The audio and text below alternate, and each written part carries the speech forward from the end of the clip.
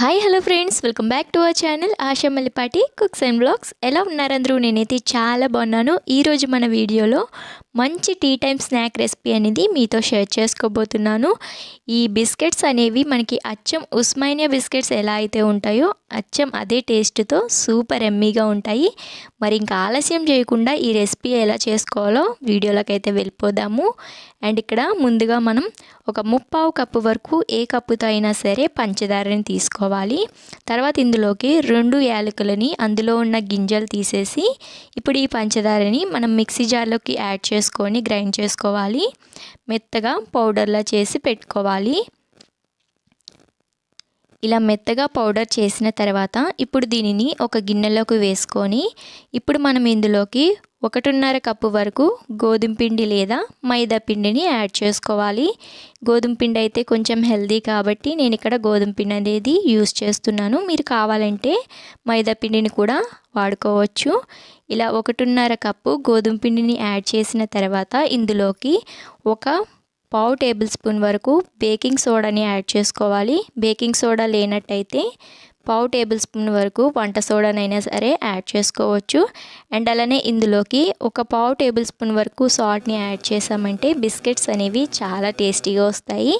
ఇలా యాడ్ చేసిన తర్వాత ఒక్కసారి ఉట్టిగానే బాగా పిండి అనేది బాగా మిక్స్ చేసుకొని ఇప్పుడు ఇందులోకి ఒక 1/2 కప్పు వరకు నెయ్యిని తీసుకొని కొంచెం కొంచెంగా యాడ్ చేసుకుంటూ నెయ్యి అనేది కలుపుకోవాలి.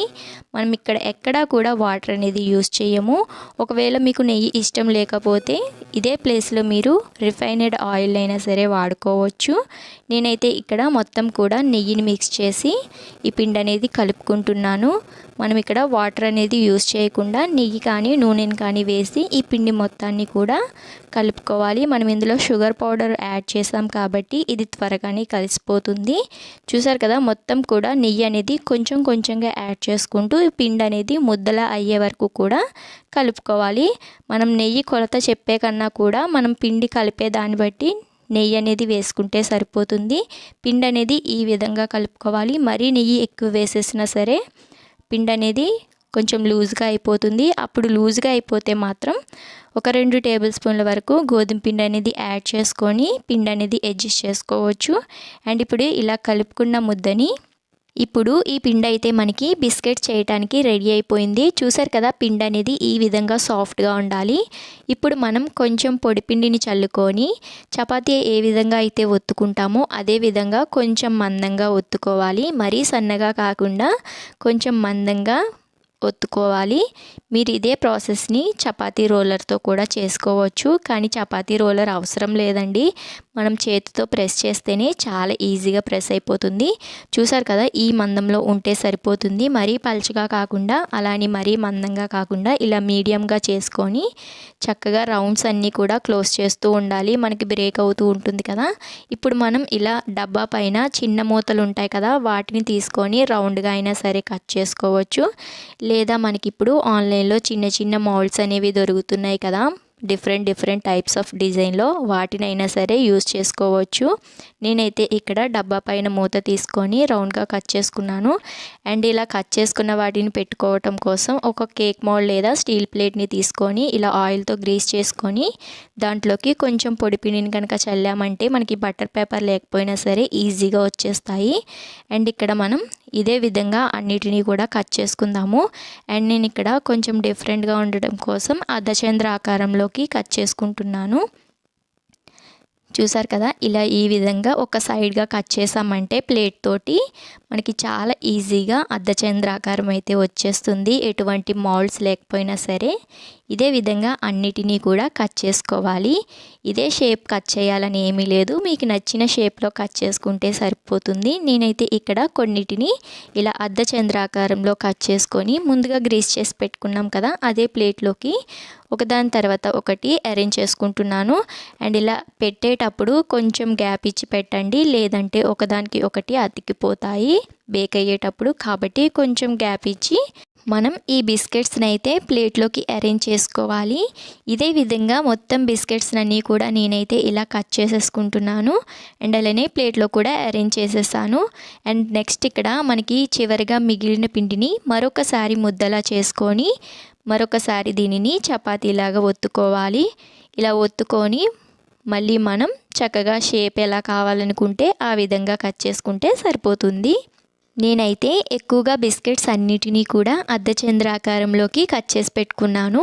అండ్ అలానే ముందుగా చెప్పుకున్నట్టు కేక్ మౌల్డ్ కనుక లేకపోయినట్టయితే ఇలా స్టీల్ ప్లేట్ తీసుకొని దానికి ఆయిల్ అప్లై చేసి పొడిపిండిని చల్లుకొని దీంట్లోకి కూడా మనం బిస్కెట్స్ అనేవి పెట్టుకొని బేక్ చేసుకోవచ్చు.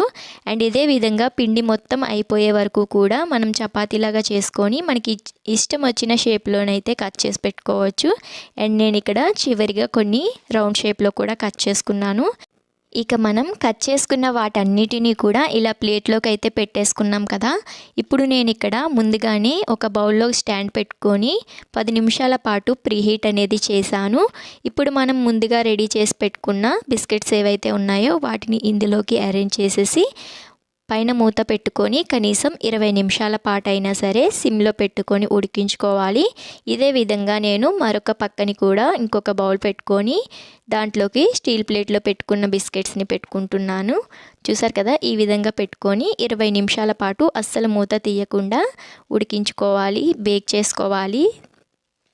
ఇలా బేక్ అయిన వాటిని మనం బేక్ అయ్యాయో లేదో ఎలా తెలుస్తుంది అంటే మనం ఒక్కసారి స్పూన్ పెట్టి రివర్స్ చేసామంటే మనకి కలర్ అనేది చేంజ్ అవుతుంది. చూసారు కదా, ఈ విధంగా మనకి బ్రౌన్ కలర్లోకి చేంజ్ అవ్వాలి. ఇలా చేంజ్ అయితే మనకి బేక్ అయిపోయినట్టే. మనకి ఇవి చాలా ఫాస్ట్గానే బేక్ అయిపోతాయి. అండ్ ఇక్కడ స్టీల్ ప్లేట్లో పెట్టాం కాబట్టి ఇవి కొంచెం కలర్ అనేవి ఇంకా డార్క్గా వచ్చాయి. చూసారు కదా, ఇలా రెండు కూడా మనకి చక్కగా బేక్ అయిపోయాయి. ఇవి మనం పూర్తిగా చల్లారే వరకు కూడా దీనిని అయితే తీసుకోకూడదండి, లేదంటే మనకి బిస్కెట్స్ అనేవి విరిగిపోతాయి. వేడి మీద కనుక మనం తీసేసినట్టయితే ఓన్లీ చెక్ చేయడానికి మాత్రమే మనం వాటిని తిరగేసి చూడాలి. మనం వీటిని పూర్తిగా చల్లారకుండా కంగారు పడి బయటికి తీసేసామంటే వేడి మీద విరిగిపోతాయి. కాబట్టి పూర్తిగా చల్లారిన తర్వాత మాత్రమే ప్లేట్లోకి తీసుకోవాలి. నేనైతే ప్లేట్లోకి తీసేసుకున్నాను. చూడటానికి చాలా అందంగా ఉన్నాయి కదా. చూడటానికే కాదండి, టేస్ట్లో ఉస్మానియా బిస్కెట్ కూడా మించిపోయింది, అంత రుచిగా వచ్చింది. అండ్ అలానే ఇవి బేక్ చేసేటప్పుడు వచ్చిన సువాసన అయితే ఆ సువాసనకే కడుపు నిండిపోతుంది. మనం ఇందులో నెయ్యి యూజ్ చేసాం కాబట్టి చాలా మంచి స్మెల్ వచ్చింది. మరి ఇక్కడ నేను విరిచినప్పుడే మీకు అర్థమైపోయి ఉంటుంది రెసిపీ అనేది ఎంత బాగా వచ్చిందో. గుల్లగా నోట్లో పెట్టుకుంటే వెన్నలా కరిగిపోయేంత సాఫ్ట్గా అయితే వచ్చాయి. మరి ఈ వీడియో నచ్చితే లైక్ చేయడం మర్చిపోవద్దు. అలానే మంచి మంచి రెసిపీస్ అండ్ వీడియోస్ కోసం మన ఛానల్ని సబ్స్క్రైబ్ చేసుకొని పక్కనే ఉన్న బెల్ ఐకాన్ని ఆన్ చేసి పెట్టుకోండి. Thanks for watching. Bye bye.